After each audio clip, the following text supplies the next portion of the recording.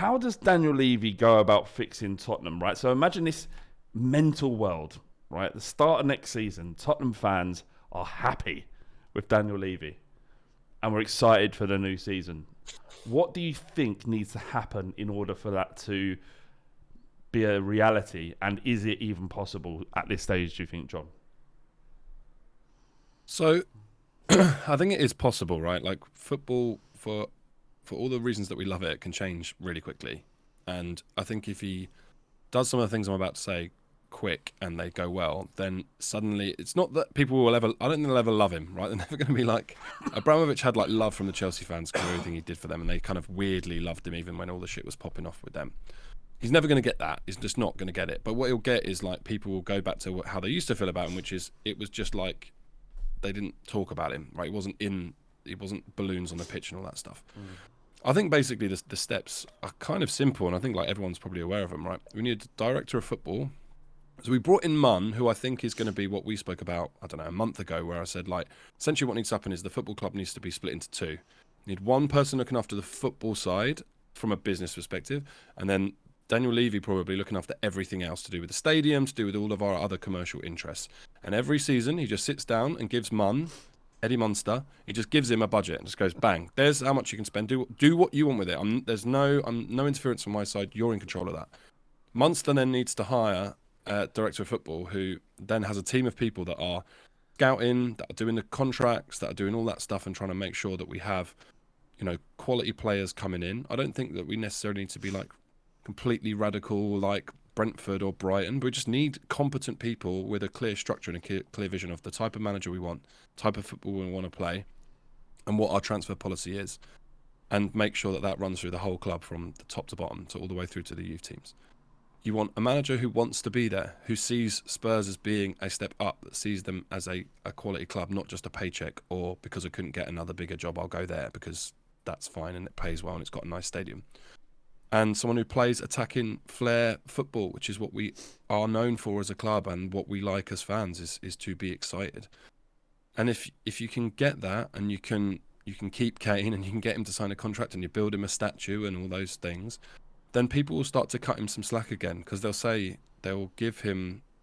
understand that he got things wrong, but he recognised that and stepped away and put someone else in charge who could do it. If he does that, he'll get, from anyone reasonable anyway, he'll get their respect.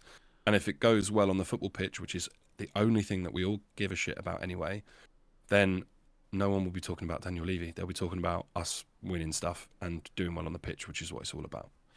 Yeah, I think that fundamentally is it, isn't it? But on top of that, on the pitch, he needs to bring in a manager who can unify and get us playing good football and saying the right things and leading from the press box as well as the touchline, where he's saying the right things that make us feel proud of the club again and actually feel like we're moving in the right direction. If that is Postecoglou, then so be it, and all power to him, and hopefully that comes off, because if it isn't him and he decides not to come, I really don't know what happens. But he needs to get that manager in.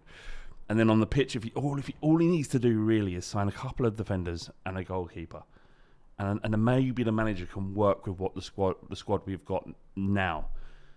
And if we start the next season winning a couple of games, people, like you say, won't be talking about Daniel Levy. There will be no love for him, but all Daniel Levy wants is for there not to be a constant conversation about his ability to run the club. On that, John, in terms of splitting, I think he does acknowledge the fact that he probably isn't best placed to run the footballing side of things now, because Munn has come in. I'm not sure that Munn is the right man to do it. I don't know. I know very little about him, but from the conversation I had with Lucas Ronaldo about the potential appointment of Postecoglou, is that Munn's abilities lie in the commercial running of the club. So the money side of things rather than scouting or football side. That you would naturally have to bring people in like a DOF, right? So he will be essentially Daniel Levy, but for the football, and Daniel Levy goes on and does whatever the hell he wants to do with the rest of the stadium. We just need to be in a position now at the start of next season where the squad is in place, manager's in place, and they've had a pre-season and they're able to get... We need to be ready day one, not ready 5 games into the season when the transfer window shuts. Rick, is there anything that Dan Levy can do to save his reputation in the eyes of Spurs fans? Well, I think John rounded it up pretty well, but for me, I would just like to see a kind of a proper structure and strategy in place, as to say, like you just said there, Flav, with director of football, and I would like to see the kind of like an organisational chart, really, as to say, this is what these guys do, this is what they're responsible for. Then it's like the kind of root and branch of, right down here, then this is what these guys do, and then see the scouting network in South America, the scouting network in Asia, and to kind of, like when you're a kid and you do the you put a bit of dye into a plant and you see all the roots and it kind of grows out. Like, I'd like to see a network, a scouting network of where we are in the world. What I want to see is kind of like the Tottenham roots around the world, strangulating it for all its talent. That's what I want to say. That's what would make me happy. I again, as well, it's not as exciting, but they're just to have a plan in place where, like Brighton, for example, it's been reported that they have a plan of how to replace De Zerbi when he leaves. He's been in the job 8 months. They've got a short list of managers that they're looking to approach should De Zerbi leave. The same with the players. If Caicedo goes this summer, which he probably will, they already have a number of candidates that they want to bring in who they feel would be able to replace him. And you wouldn't bet against them because they're consistently able to sell important players and bring in ones that are equally as good or better. They lost Cucurella and Basuma last summer, and they're better. Caicedo has arguably been better for Brighton than Basuma was. So that kind of forward planning, where could you imagine Brighton ever been in a position when they've lost a manager and 60 days later for the second time in 3 years, where they don't know who their manager's going to be?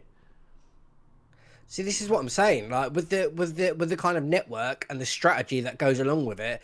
Well, a director of football says these are the type of wingers we want. These are the type of centre midfielders we want. This is the type of philosophy of the club that we want, and we will always employ these types of managers because they play this certain way of football, and these midfielders and these defenders because they match that type of football.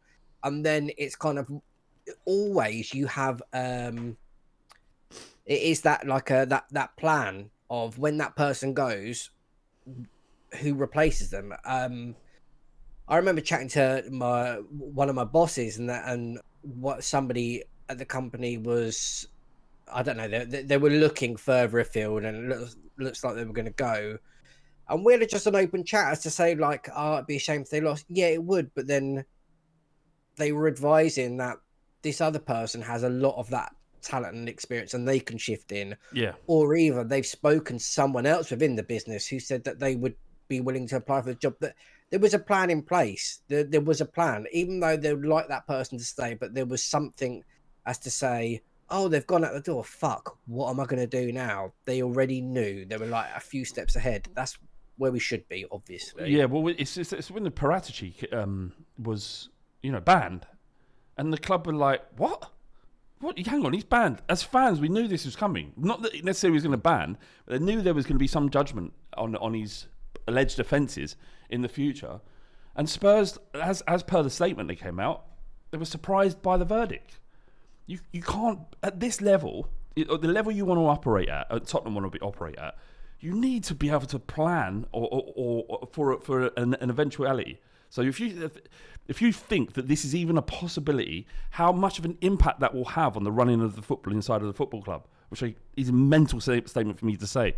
The football inside of the football club is a mental statement.